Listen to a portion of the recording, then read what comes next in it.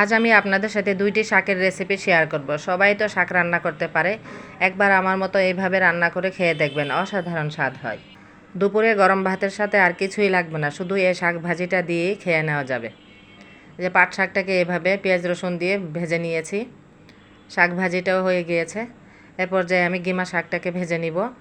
কড়াইতে পরিমাণ মতো তেল পেঁয়াজ রসুন দিয়ে দিচ্ছি। হালকা ভাজা হয়ে আসলে এখানে আমি আলুগুলোকে দিয়ে দেব।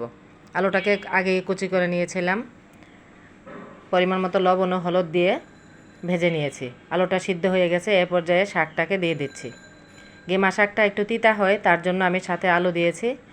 কয়েকটা কাঁচামরিচ দিয়ে কিছুক্ষণ নেড়ে নিয়ে নামিয়ে নিলাম। গরম ভাতের সাথে পরিবেশন করে সাথে বোম্বাই মরিচ দিয়ে খেতে সেই স্বাদ হয়। বিসমিল্লাহির রহমানির রহিম। খেতে অনেক মজা হয়েছিল, আপনারাও একবার খেয়ে দেখবেন, খুবই মজা হয়। ভিডিওটি আজ এ পর্যন্তই। আল্লাহ হাফেজ।